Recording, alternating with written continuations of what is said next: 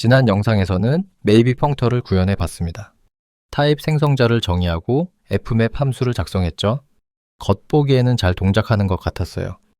하지만 카테고리 이론의 세계에서는 잘 돌아가는 것 같다는 느낌만으로는 부족합니다. 우리는 코드가 정확하다는 것을 수학적으로 증명해야 하죠. 왜냐하면 펑터는 그냥 함수가 아니라 데이터의 구조를 그대로 보존하는 특별한 매핑이기 때문입니다. 이 구조 보존을 보장하려면 우리 코드는 반드시 펑터 법칙을 따라야 합니다. 오늘은 등식 추론이라는 기법을 사용해서 우리 코드가 올바르다는 것을 증명해 볼 겁니다. 그런데 왜 이런 증명이 우리 프로그래머에게 중요할까요? 리팩토링 상황을 생각해 봅시다. list.mapid와 같은 코드를 발견했습니다. id 함수, 즉 항등 함수는 아무것도 하지 않는 함수니까 본능적으로 mapid 부분을 지우고 싶어지죠. 모든 요소에 아무것도 안 하기를 적용하면 결과는 당연히 원래 리스트와 같아야 하니까요. 하지만 그게 안전하다고 어떻게 알 수 있을까요? map 함수가 몰래 리스트 순서를 섞거나 요소를 하나 삭제하지 않는다고 어떻게 보장할까요? 맵이 항등 법칙을 따른다는 보장이 있을 때만 안전하게 리팩토링하고 최적화할 수 있습니다. 이것을 증명하기 위해 사용하는 기법이 바로 등식 추론입니다. 이름은 거창하게 들리지만 사실 대수학의 가장 기본적인 아이디어에 기반하고 있습니다. 바로 x는 y와 같다가 참이라면 코드 어디에서든 x를 y로 또는 y를 x로 바꿀 수 있다는 치환의 원리입니다. C++이나 자바 같은 절차적 언어에서는 부수 효과 때문에 이런 치환이 위험할 수 있습니다. 하지만 하스켈 같은 순수 함수형 언어에서는 함수가 곧 등식의 정의입니다. 만약 제가 idx는 x라고 정의했다면 이건 idx와 x가 문자 그대로 완전히 똑같다는 의미입니다. 그래서 저는 언제든 하나를 다른 하나로 마음대로 바꿀 수 있는 거죠. 첫 번째 펑터 법칙은 항등 함수를 보존하는 것에 대한 내용입니다. 법칙은 화면에 보이는 것처럼 간단한 등식입니다. 이게 무슨 뜻이냐면 아무것도 안 하는 함수를 컨테이너에 매핑하면 컨테이너는 전혀 변하지 않아야 한다는 겁니다. 이제 우리가 만든 펑터가 이 법칙을 만족하는지 증명해 봅시다. 값이 있는 경우와 없는 경우 두 가지 상태에 대해 각각 테스트해야 합니다. 증명을 시작하기 전에 우리가 만든 매핑 함수의 정의를 다시 떠올려 보죠. 첫 번째 정의는 값이 없는 경우입니다. 어떤 함수를 매핑하든 빈 상자는 그대로 빈 상자가 됩니다. 두 번째 정의는 값이 있는 경우죠. 상자 안의 값에 함수를 적용한 뒤 그 결과를 다시 상자로 감싸줍니다. 이 두 가지 정의를 사용해서 항등 법칙을 증명할 겁니다. 먼저 값이 없는 경우부터 시작하죠. 화면의 좌변을 봅시다. 빈 상자의 항등 함수를 매핑하는 경우입니다. 첫 번째 정의에 따라 빈 상자에는 어떤 함수를 매핑해도 결과는 무조건 빈 상자입니다. 따라서 좌변의 결과는 빈 상자가 되죠. 이제 우변을 볼까요? 빈 상자의 항등 함수를 직접 적용하는 경우입니다. 항등 함수는 입력을 그대로 반환하는 함수입니다. 따라서 빈 상자에 적용해도 그대로 빈 상자가 되죠. 좌변과 우변이 모두 빈 상자로 같습니다.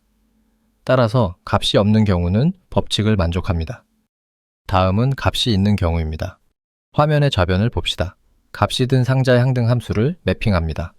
두 번째 정의에 따라 상자 안의 값에 함수가 적용됩니다. 그리고 항등 함수는 값을 그대로 돌려주니까 결국 원래 값이 든 상자가 됩니다. 우변도 마찬가지로 값이 든 상자의 항등 함수를 직접 적용합니다.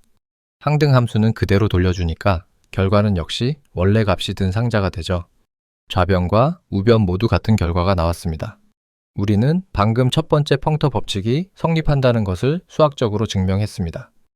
두 번째 법칙은 연쇄적인 연산, 즉 합성에 관한 것입니다. 두 개의 함수가 있다라고 해보죠.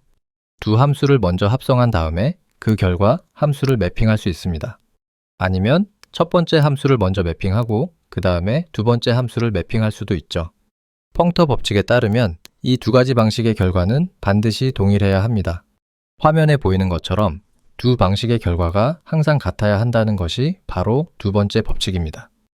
자, 값이 있는 경우에 대해 이 법칙을 증명해 봅시다. 값이 없는 경우는 간단함으로 생략할게요. 먼저 화면의 좌변을 봅시다. 두 함수를 먼저 합성한 다음 그 결과를 매핑하는 방식입니다. 매핑 정의에 따라 상자 안의 값에 합성된 함수가 적용되고 함수 합성이 펼쳐지면서 최종 결과가 도출됩니다. 이제 우변을 볼까요? 함수를 하나씩 순서대로 매핑하는 방식입니다.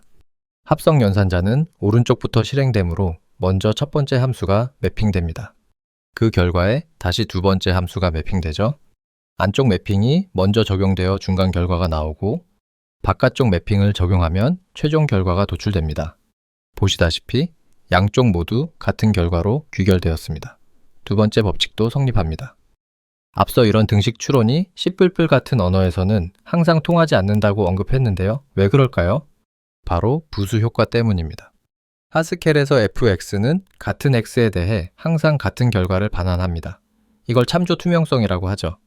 하지만 C++에서 함수는 전역 상태를 바꾸거나 파일을 쓰거나 네트워크 요청을 보내는 등 다양한 부수 효과를 가질 수 있습니다. 이 C++ 코드를 한번 보시죠. 카운터 함수는 호출될 때마다 내부의 정적 변수 C의 값을 1씩 증가시킵니다. 즉, 이 함수는 외부에 드러나지 않는 자신만의 상태를 가지고 있고 호출할 때마다 그 상태를 변경합니다. 이게 바로 부수 효과입니다.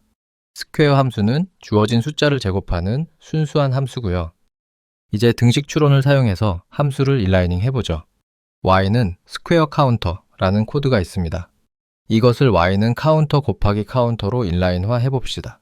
두 코드는 같을까요? 카운터가 2를 리턴하는 시점이라고 가정해봅시다.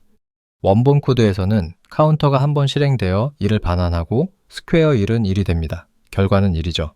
하지만 인라인된 코드에서는 카운터가 첫 번째로 호출되어 1을 반환하고 두 번째로 호출되어 3을 반환합니다. 2 곱하기 3은 6입니다. 결과가 6이죠.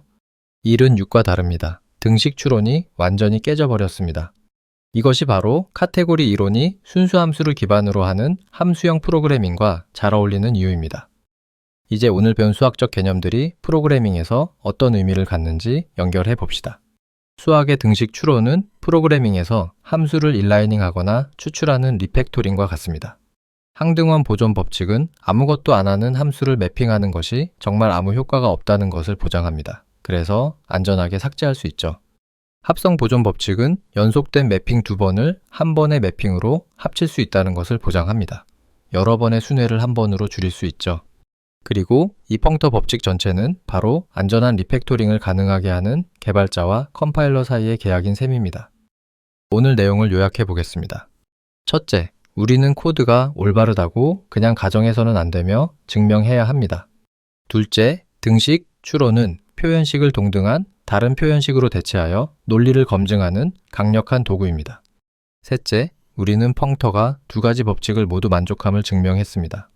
마지막으로 이 모든 수학적 추론은 부수 효과가 없는 순수 함수를 기반으로 할 때만 유효합니다.